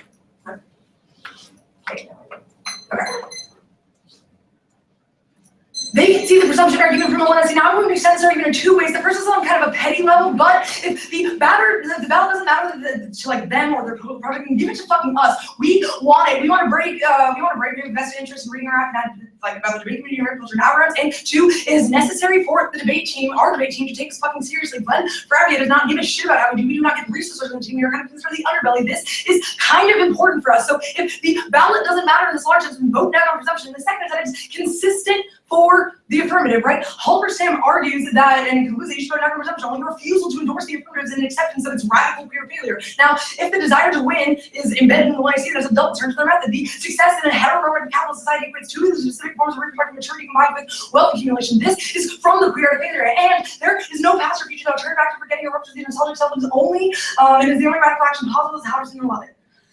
George forget Nicholas does more. She signs for any person herself that it depends on the disconnect from the family, the future religion. Forget all as long as the radical action or revolutionary relation to now. The choice is now or never. Dory links this radical forgetting to the history notion of queer language and the forgetful subject forgets traditional lips created relationality in a new moment. Each context without achieving the LG limits to a masculine form of knowledge and possible forgetting the powerful eligible capitalist patriarchal modes of transmission. And I think this is pretty important, especially considering the fact that it's conceded, right? A presumption argument does need to be answered in a certain type of way, but also if the act requires a sort of failure, embracing the gravity of a problem, then you should fail them, and we want the fucking ballot, we need the ballot, we think it's really important. Now, I'm going to answer the second DH of all the damage narrative tough stuff here. Desire-based politics are futile. I desire to be taken years. I desire to never be raped. I desire for one day to come out to my family, but there's something that utopian features that inspire pacifism and complacency. Now, the alternative is better method because a consciousness and happiness can motivate a way to envision a community and create a collective struggle. This also means that there's a method of accountability. The Morris evidence also goes conceded, and I'll talk about that a little bit in a second, but it is only through consciousness and happiness that we can actually begin a discussion about solving problems. And I will apply this to the clean argument in a second, but we also do not link to this argument. Our call to share stories is not what Tab is talking about. The data collection is not true in the case of sexual violence, right? Chronic underreporting negates this. This is a real fucking thing. Only 3% of rapers spend a day in jail. That's because of the massive fear and paranoia about reporting things like this. And now they say damage narratives of abuse, addiction, poverty, and illness are tied to border, persecution, occupation, native lands, colonization, and genocide. And even if this is true, one, it's anti-viral, I want to see more of evidence. Healing requires a collective struggle. But two, this is not the one. And see, this is also not the type of healing that we are talking about. We think that we need to be able to have conversations and accountability about the way that sexual violence, misogyny, and gender violence has affected us. Now, we also think that our 1C evidence answers this desire-based politics kind of well. Healing requires speaking about the shit that we've gone through, and that requires being able to share our damage. I get that damage-based narratives and the way they're talking about damage-based research is a particular type of anthropological project, but one, that is not the fucking negative. And two, we should be able to share our own damage. We should also be able to share our own damage in a collective healing process. And if the Afghan engagement serves the futility of their project and visiting a future does not allow a collective healing process, then there's what does the future embody? I desire to have a place where it can be healed. I'm not saying the debate is necessarily that place, but I desire a place where that fucking dialectic can happen. And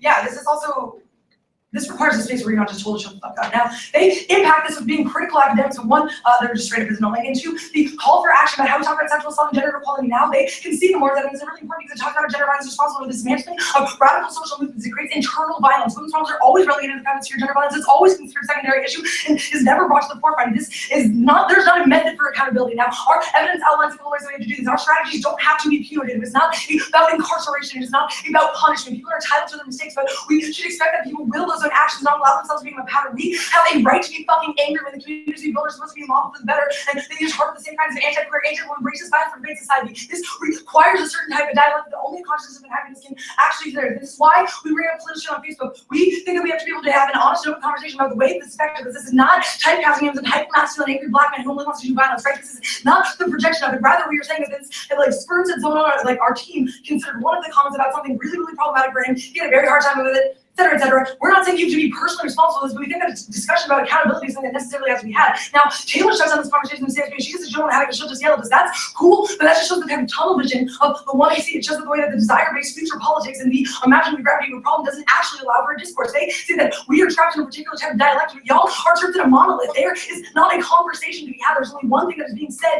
in the one I see, and there's nothing else I can combat it. This is a refusal of antagonism, or I guess it's anything that is considered negation is a form of antagonism. That's not how it goes. In order to create a space of accountability, in order to create a space of legitimate progress, or to materialize a future-based progress, that is fine. We will agree that imagining a future world is cool, but we're also going to say that it's futile. We also think that only if we're imagining a future world, the failure of that alternative world, like the way that the failure operates in the envisioning of this future world, would necessarily require not enacting of that vision, right? So we can imagine these things all we want, that doesn't negate the way that we engage this shit in the regular way, right? So the net benefit for voting for the negative would be an ability to have a conversation about accountability, which could have happened in this debate for sure. It could still happen in this debate. There's a couple more speeches, but the way that accountability discussions happen requires open-endedness from both sides. This is why a conscious system of happiness, the way that a killjoy operates, bringing up unhappy topics, bringing up things that have upset us in the past, things that we've considered violent, is okay. It is not simply that we are just like typecasting things. And also, we can probably help accountable for the anti-black assumptions that come along with us typecasting in this particular way. There are certain things about the way that we understand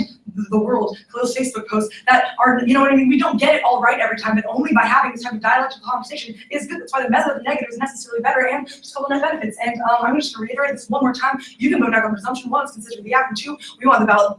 We want the ballot just fucking more, right? Like it's desire-based politics. We fucking desire the ballot. 828. I'll get this right.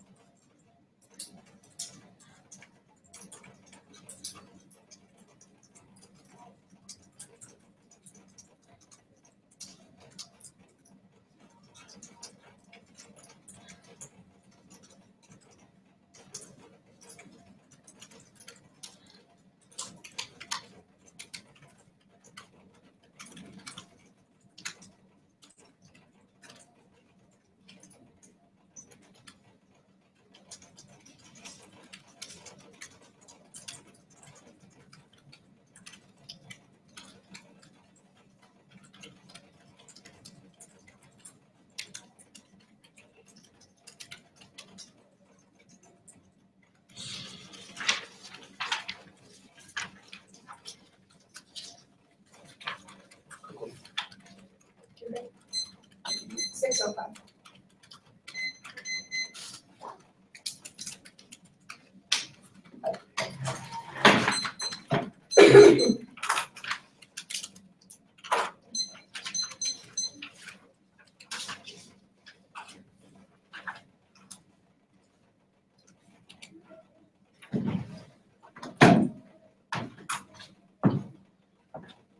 Good?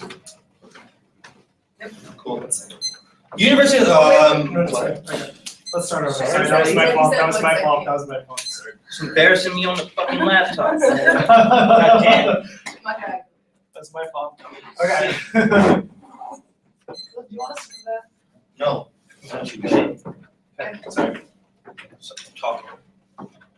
Honeymoon 13. University of social reproduction and complex now. Critical intellectuals have found space in the universe are always already performing in denial of new society. When they find a space on the surface in the university, when they join the conquest denial by improved space, because before they criticize the state and the history, and they have always practiced operation of denial. It makes these categories possible and other labor of their social being as critical academics. Perhaps more universities promote more jails. Perhaps it is necessary finally to see the university produces incarceration and productive as a product of its negligence. Perhaps there is another relation between the university and the prison beyond simple opposition or family resemblance that the undercommons reserves as an object and in habitation of another abolitionist. It appears now that the state with its peculiar violent hegemony must deny the race war. War commitment to war breaks open the memory of conquest. University then is not opposite to the prison, since they are both involved in the way of the reproduction and command of the social individual. More university and fewer prisons. What it has to be concluded. Mean the memory of war being further lost, living unconquered labor and abandoning and slow down fate. And the undercommons takes prison as a secret about conquest.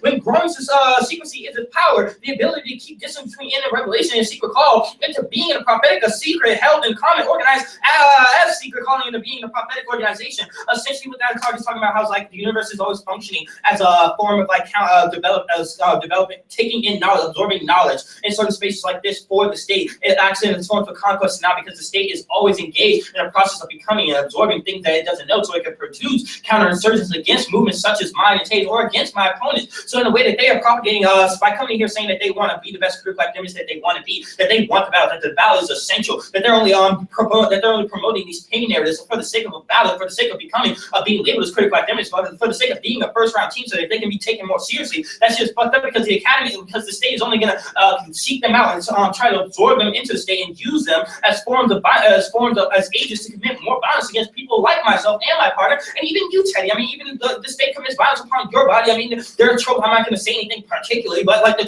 state has like identifies tropes on your body specifically that has developed counterinsurgencies against, because like there's tons of scholarship out there on ways that allow cis white men to combat you in these types of like debate spaces. Why fucking white teams like fucking Kansas get to beat us on like race and shit by just claiming, oh, that's just not topical, because topicality has been racialized. The app does not dispute the idea that we should be critical about the ways in which patriarchy causes violence. The app contains that patriarchy should be highly persistent, highly and persistently scrutinized. However, we don't agree that it should absolve all the complicity that gender politics produces on both sides of the spectrum. It would be demonstrably fallacious to believe that black men are somehow responsible for the demarcation of white women or all women of color. The true flaw of the neg is that it asks you, a white male, to affirm a new form of rage for women as if their anger is predicated on the ballot, which means that they do nothing. They only seem to posit all men as responsible for patriarchy and misogyny that white men have caused. Because let's be honest, Haley wouldn't be reading this argument. She didn't feel somehow personally tied to the argument. So this means that she gets to say all this. She gets to say that all men, especially men of color and trans women and trans men, are somehow complicit in her oppression and shouldn't be happy. That's demonstrably, that's exceedingly fucked up. They also seem to be laboring under the illusion that black men even have access to joy. How can you even take away something that they don't have? As if racism only applies to women of color, and they don't specify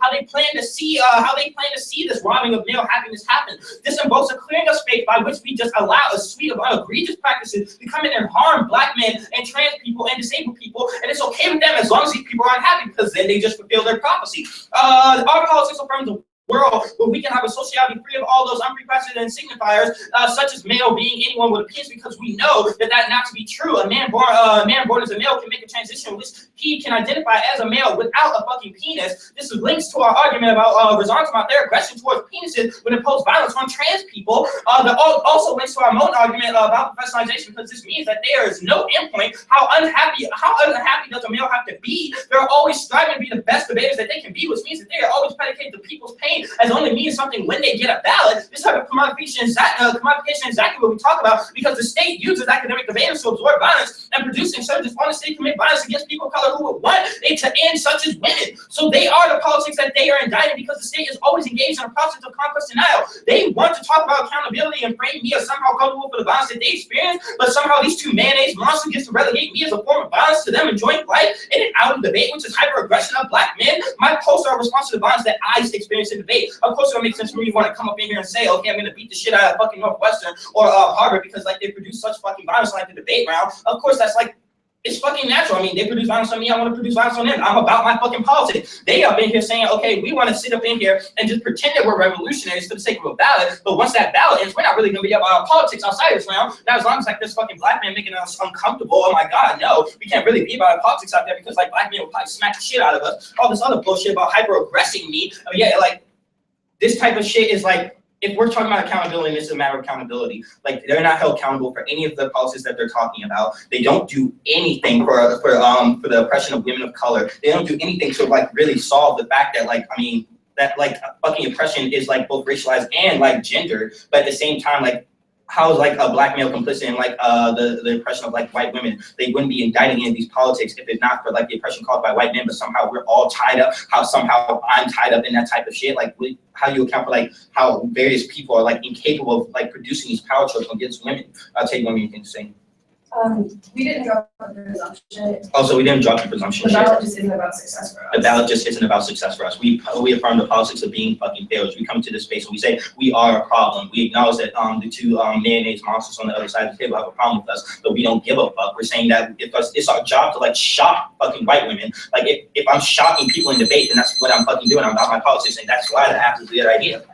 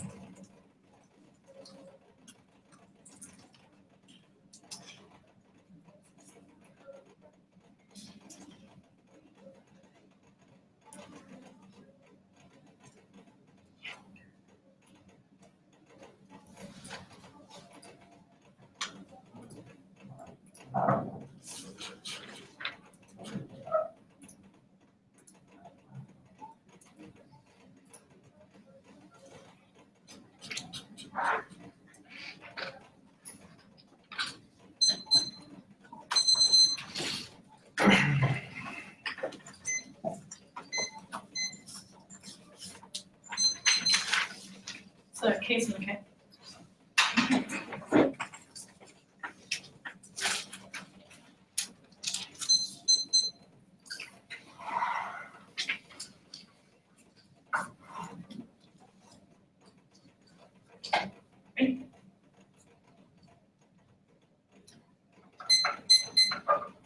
You are going to vote on presumption. There are two reasons for this. The first is the method that's affirmed. The only way to affirm the affirmative is to embrace the radical queer politics of failure is to fail the affirmative, negate it. This is what the affirmative desires to envision. So word, vote negative. The second is imaging a utopian futures doesn't do shit because there's no mechanism for a way in which to evaluate their political strategy or their politics. Just imagine what a world would be like and desire it, which means voting affirmative is functionally voting for the status quo. We have offered a method to effectually change it, even if it is not perfect. It solves better than the affirmative. This is why the impacts of decay outweigh the affirmative. The truths of the affirmative are not solved for. There is also no way to compare the impressions of the abstract in the abstract, but there are ways to compare methodologies. The third reason is there is no intrinsic need for a ballot, especially when they have said multiple times that they are not interested. But we have an affirmative. We have an affirmative. What the fucking ballot? We are not promoting any paid narratives. We are trying to do well in debate because that is public desire. The fourth reason is we need the ballot to secure resources on fucking debating. We need the ballot because we don't have a district tournament and rely on something kind of like a second round process.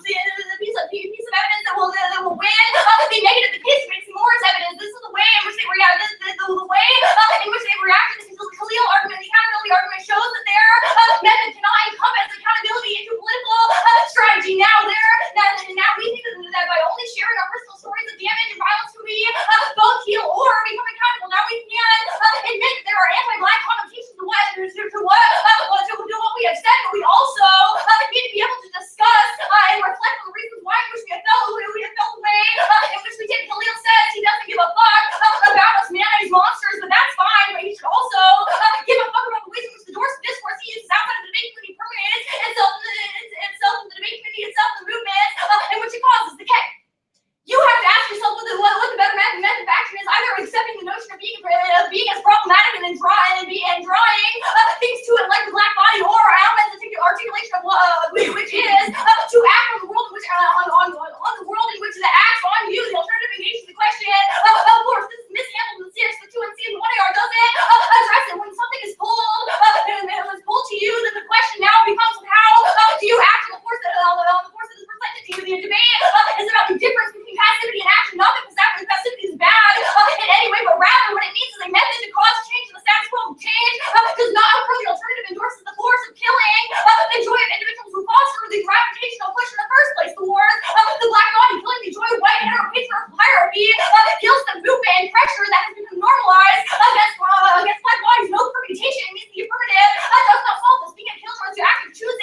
to no longer be docile bodies looking for the enjoyment of male. It is important to engage in the effective skill because it disrupts the male-centered idea of happiness and negative impacts allow in the affirmative for two reasons and garner negative value. The first is we don't win on the magnitude, gender violence, and sexual terrorism are underlying reasons for which oppression bodies exist. The second is we are winning time for the probability or impacts are happening now, one for a woman every 18 seconds. The fact that James Wise was made uncomfortable this morning by the Facebook post that Khalil posted yesterday. All of these things are reasons why debate communities and activities should always be interested and conceded too much in the way our killing the shadow extent any of the often shadow until we see the first and the right and flat evidence yet that Peterson evidence starts from a lens of shape who we are. They have conceded the role of valor argument. They must confront the way in which male happiness articulates itself within everybody's individual lives. The way in which this is conceded is important because it's confronting the male-centric ideology, the obligation we're making because recognize and criticizing arguments from gender perspectives are both ethically and technologically valuable. And role of value means you only have one lens to view the debate, which is through a gender perspective. The links discussing the two ends are not addressed in one area. There is no way in which the affirmative alone can resolve these structures. The structures and links point out meaning that regardless of an alternative, voting affirmative networks and allowing certain individuals to break down these sentences. The idea of male-centric happiness, the first is the race link. The affirmative does not access the supplementing mechanism for why sexual violence happens in the status quo. Just historical analysis, like I said, cannot confront a method for violence. The Marmot evidence discusses the complexity of the question of how race and gender interact in the context of policy making, especially in the context of the debate community of violence. The affirmative never addresses this. This is the reason why the affirmative cannot access solvency for things like anti-black violence within the debate community or ways in which colonial oppression is normalized. The alternative resolves this new world in which the concrete permutation is they cannot access the second link is the Morris evidence. This is, I already addressed this on the case, but this is the consciousness of unhappiness, which Haley did a good job explaining in the one area. This is not a demonstration to the politics, but rather it's about empowering non-maximum people like women and queer activists to develop a form of community of accountability, which links back to the Cleo accountability argument, whether or not the idea of the method of the one I see is good in the context of what's happening. The argument that they extend the one area is this trans argument. There was not an argument personal. The alternative is not about who is happiness, but rather personal. A method for individuals to address sexual violence. Just because we say the word women does not mean that it does not include trans women. Making a distinction between the way in which trans women and women articulate that distinction itself in and of itself is trans. It's just in the first place. The affirmative is trying to spin our arguments to something that sets those two apart, but rather the alternative is about the inclusion of how individual activists support they do not extend the heavy masculinity of the black man argument, which means was often on dialectical structure does not have any basis for how they resolve this links to them by situating the black body as something that gravity only happens to and nothing they can do. Anger is not predicated on the ballot. How can you take away where you do not have black patriarchy still exists in the black community? We just debated Dartmouth, AB, and Julius Jackson said that they lost the fact that they did not confront the fact that black men being still cause black violence against black women in the black community, which means the way in which patriarchy resists permeates through different cultures and more only being a culture can access that reality. Oh, we have 6:05 to start now.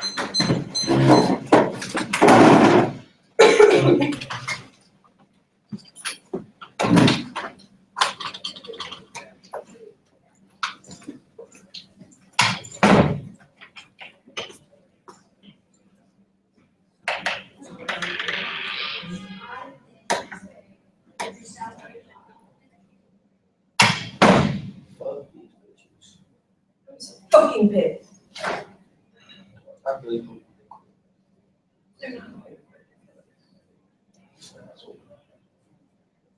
Oh shit, Lenny does want to hedge on me. I can't get him. That's petty.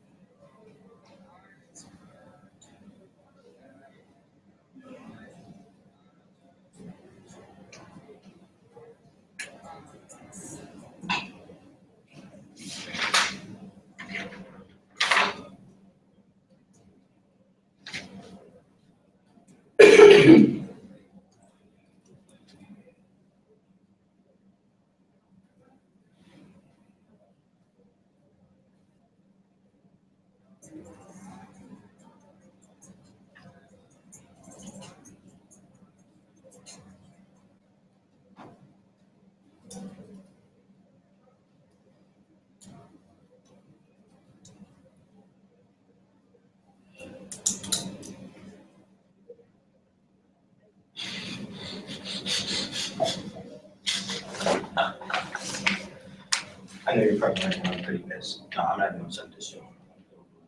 Alright. Fuck those bitches. Oh, I knew people said she was the worst, but I had no idea. I'm fucking telling you, like, evil. I want to call a kid that I'm gonna steal Gino's stuff. Kids like he comes from. I know, but he started calling her that.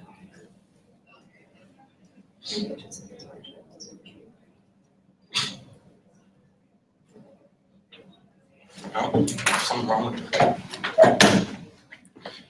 What the fuck I got into her password?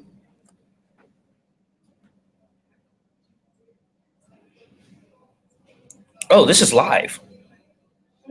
Holy shit.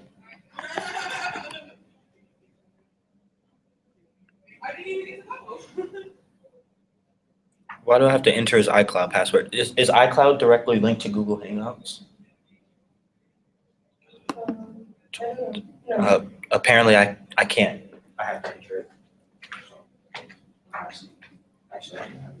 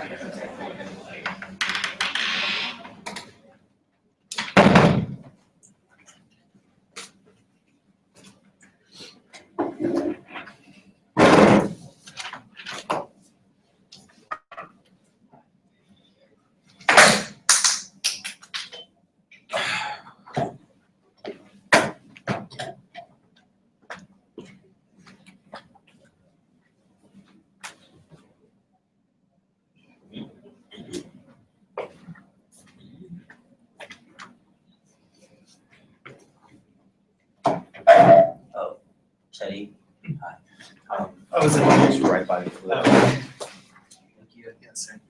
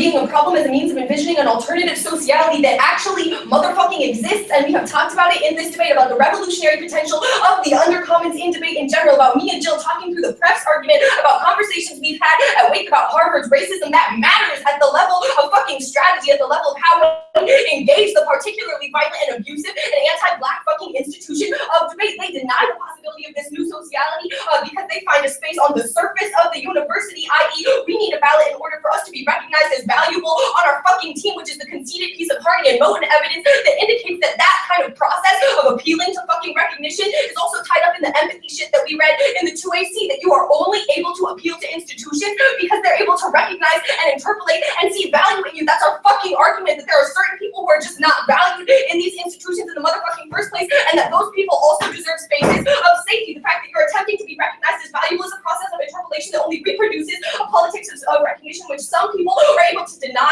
their complicity in conquest, which means that you are the fucking critical academic, who are the negligent ass, critical ass motherfucking academic who just sweeps anti-blackness under the rug like it doesn't motherfucking matter to people that Harney and Moten are talking about. The way they frame this presumption argument is ridiculous. Like, nah, you want accountability, you should fucking lose because of the way you talked about Khalil in this debate. Yeah, white people might have feelings about getting their asses beat, but you don't, but y'all don't, you are in our fucking community, we don't fuck with you, we don't have an obligation to have an accountability process.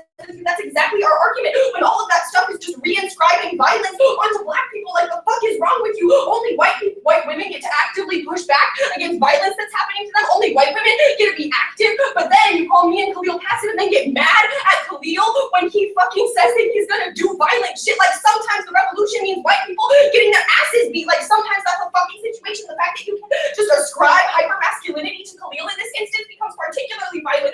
Fuck your accountability process in community. That's exactly what necessitates the 1AC. And we're also not talking about social spaces that you're invited to in the 1AC. We don't fuck with y'all PRL male monsters. That's why Gio called you the fucking cave Becky. And you don't even fucking ride for black people at tournaments, and you want to come in like black patriarchy is a thing. Get the fuck out of here. Like, how dare you? Instead of calling out the plethora of white men rapists that get hired at camps and get hired to fucking coach and get hired all the goddamn motherfucking time to coach at Harvard to do all this stuff, you come for Khalil. Is this a fucking joke? How is it that suddenly killing and pushing back against the oppressor becomes bad, but it's okay when white women do it? How is it that that shit fucking happens? That means your accountability process is actually trash. Yes, we agree that black male patriarchy is real, but one, that's not your lane, bitch, and two, you aren't even fucking listening. Debate is toxic. Of course, we want to talk violently to people that treat Khalil like he's primitive in every fucking debate and don't value his motherfucking life. This is exactly how anti-blackness gets papered over in your accountability process, which means fuck you, it's the fakest shit ever. It reveals your investment in recognition from the university, and nobody wants to be a part of that bullshit. We both have methodologies for grappling with violence in debate, but your methodology just reproduces violence onto people like Khalil and allows them to become hyper-visibilized in space so that it fucking, I forget if it was I think it was CETA like 2 or 3 years ago, where all of these black men were basically being fucking hunted down, and only people who talked to black people knew that the shit was happening. Y'all were just walking around like it wasn't really fucking going on, like cops with guns and dogs and fucking canines weren't hunting down black people. This is exactly the shit that fractures the fucking community that you say is so motherfucking important. Like, oh my god, and then you wanna, be like, the way you reacted to this is the problem. The way you reacted to this means you aren't invested in the accountability process. Like, y'all are the ones who get to be like, oh, we apologize for our anti-blackness. You should still vote for us though, because we want to be recognized as white women on our team. Like, get the fuck out of here. The fuck out of here. Like, and then you want to be like, oh, you made someone uncomfortable. And I guess white people are uncomfortable with getting their ass beat, but sometimes that's the shit that has to happen. Also, we have disads to your framework, right? The first disad is that you ascribe, so which means that you don't just defer to your framework. The first is that you ascribe violence to Khalil. You just get to apologize and still get the fucking ballot. You get to say that Khalil is a male antagonist. You get to hypermasculinize him. That's all the shit I say above. You also don't have a good answer to the fact that the alternative is anti-trans. You said in cross-ex that male equals penis. Fuck that. There are plenty of trans women who say that they don't have a male body, but you just reascribe and degender those women. You are the ones who have produced that, because you can't deny that even though sex and gender are separate, that maleness for some people certainly carries those same kind of gender tropes. And also, yeah.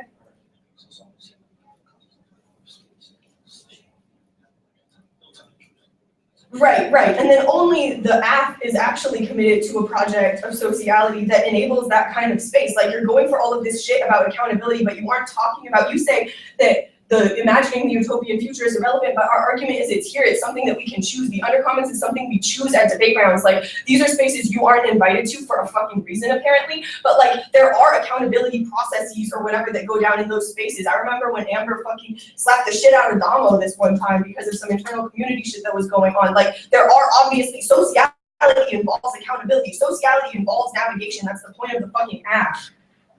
And also, you say this stuff about how about how we should reflect on the way that certain people felt about what Khalil said, but that links to all of those empathy arguments that I make above about how certain people's tears are able to become intelligible and other people's pain is not. And it's fucking frustrating to sit here and watch Teddy potentially pass an adjudication on whether or not Khalil's anti-blackness is fucking real in this community, when at the end of the day, like, all of this fucking violence is happening to him and nobody seems to give a fuck.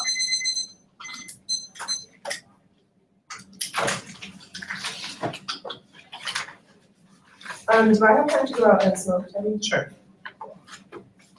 You wanna come?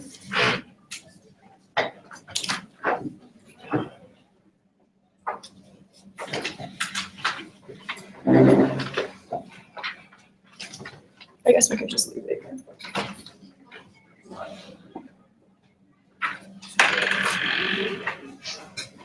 We're gonna send it.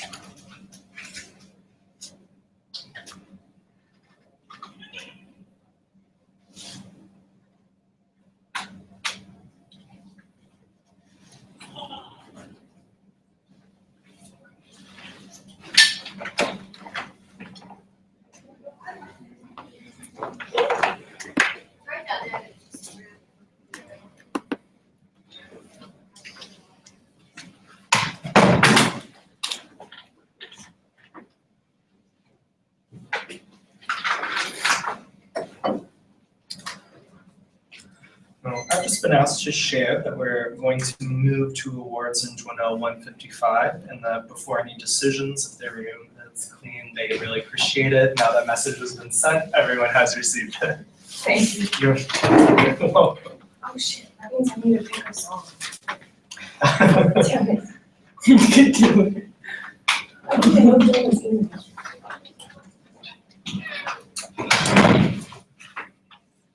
Do y'all know Jonas English? Yeah, I'm not sure what you want.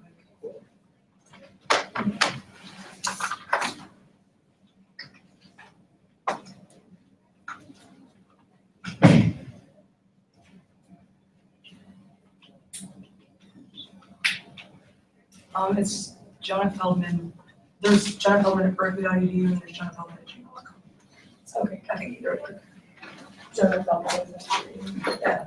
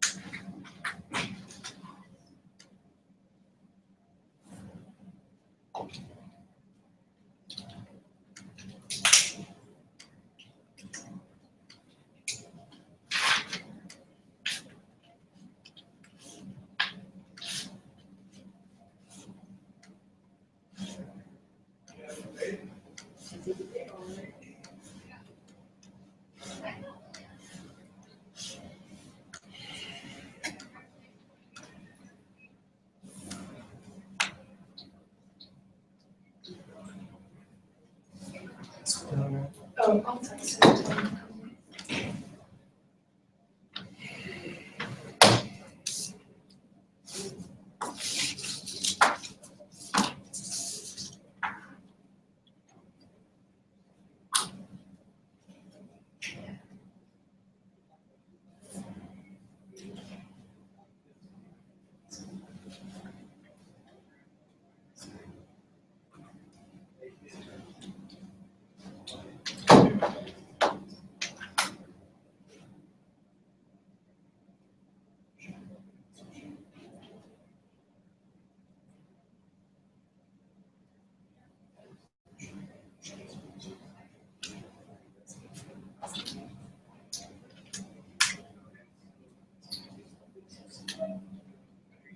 I texted him, he didn't answer the call, but he was just out.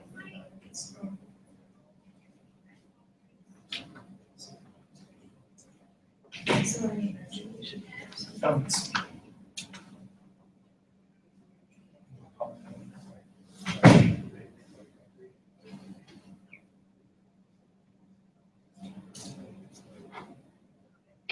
Okay.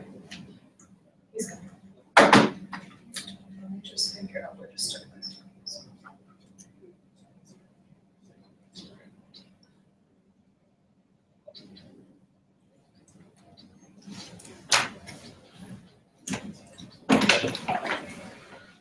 Sorry.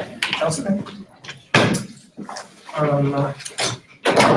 So just like a couple of framing things, like the, I'll give some kind of like what's becoming more and more abstract renderings about the debate round, and partly that's because there's becoming fewer and fewer points of disagreement and clash that I kind of think are primary, but also because as bodies in different spaces also begin to occupy more than technical flows, I kind of think it's helpful just to kind of give perspective from where I'm sitting and then kind of open it up to specific questions that any of the participants have about specific arguments or any amount of frustrations that you might have. I'm happy to sit as long as you want to listen to them and dialogue with them, whether that's now or later. And so that's for everybody. That's always a promise that I make. So, don't feel, if feelings come up and you need to bounce, that's totally cool, but I'll be here to listen to them as they return.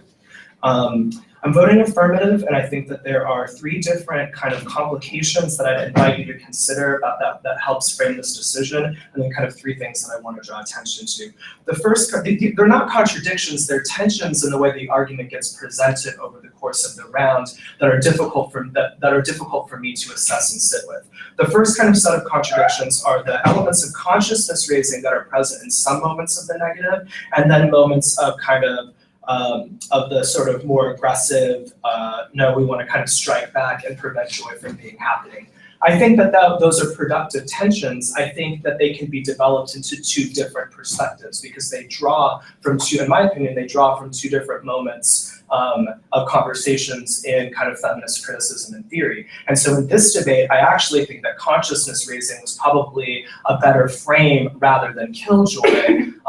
Because I think it would kind of get at the crux of what you're asking for differently. Because the second 2 kind of contradictions are ones that ultimately end up persuading me in the affirmative favor. The first is, at some moments in the negative, you describe the kind of cutting or striking against certain kinds of bodies, which are the white male patriarchy. And yet there's this other conversation that's happening about different kinds of violence that exist in this space that's mediated through Facebook posts, but I think that you need kind of a broader conversation. So to me, that's a difficult tension to deal with, because if there is a singular locus of power that ought to be the thing that we confront first, that doesn't seem to kind of sit with where you've chosen to make the body politic example in this debate, which is not that kind of site of power. So that's a tension that I'd invite you to consider and think through, that we can dialogue about some ideas too.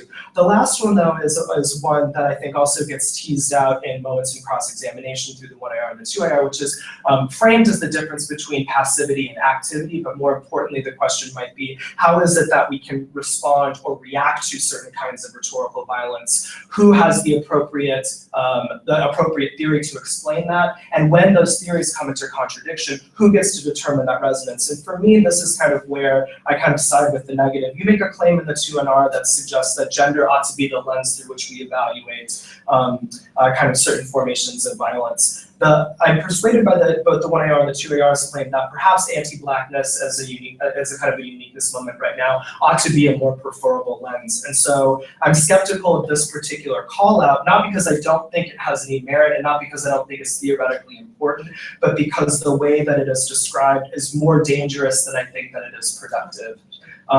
And so that's why I think maybe that you can kind of echo some of that consciousness raising. And so the things that didn't get discussed in this debate round, but has this been presented in different formats before? Have you kind of tried to articulate your experiences to other members in this round, and have they been rebuffed? That's not a responsibility that you might have, but that would kind of add some tenor or texture to what you're saying, because it would seem like if consciousness raising, healing, and so on is an important part of the movements that you describe in the 2NR, that a formal simulated competitive space may not have the appropriate resources to tease that out. Now, you may not care about that, but that's when it starts teasing with some elements of anti-blackness that I particularly don't feel comfortable kind of sitting with and thinking through. The second is, and you might be curious about, well, what's the difference between these dropped Halberstram arguments? How do I make sense of that?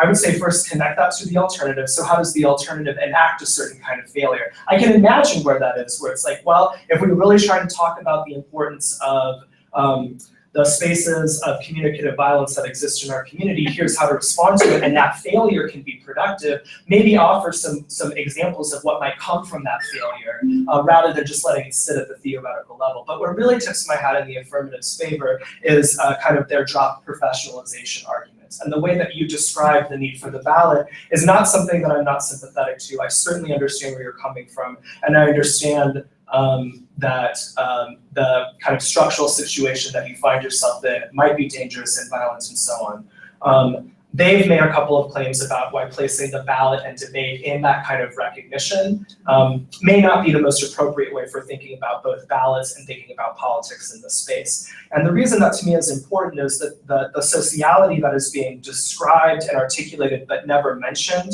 by the affirmative is one that I sort of agree that I need to trust the accountability process that might happen as a result of that sociality. And that there are all kinds of different ways that body politics get worked out that may or may not be under my purview, and nor should they be. And so I think that perhaps what can come from this conversation is kind of a sense of achievement in a way, because it means that we can kind of reflect hopefully on the way that our rhetoric and discourses affect other people, both in debate, outside of debate, and amongst and in between debates, in a way that I can kind of put a happy face on maybe what's not a happy thing, which is helpful for me. So do you want to talk about anything in particular? Do you want to take a second and talk about it later, or do you have a specific argument that you want me to address? Because I did kind of sit and evaluate the comparison of positions as well.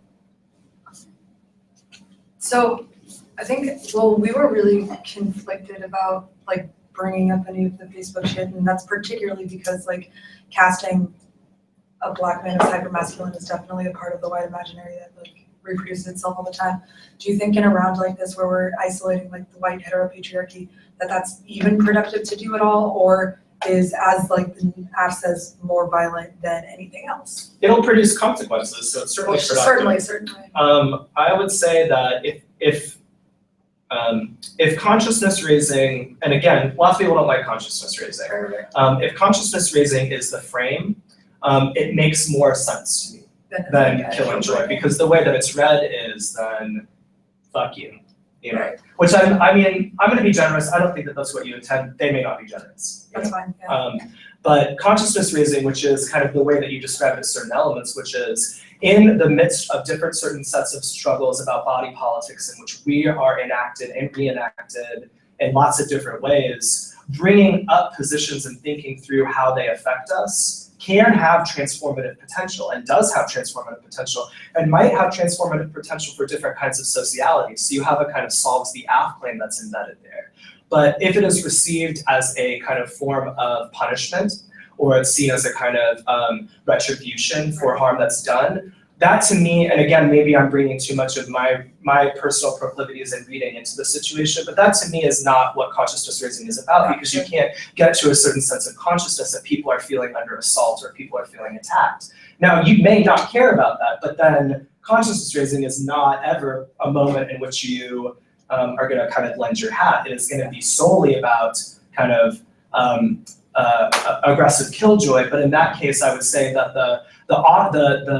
the example that you offered should be about sexual violence in the community and not violence in general, because the reading of the AF is people always read us as violent, or read Khalil as violent. And so our affirmation of being a problem will make other people uncomfortable. What is the difference between this particular moment of uncomfortability that one person might have felt versus another one that's just uncomfortable being in the presence of Black people? You know, and so I would have to answer that question too. Yeah. You know what I mean?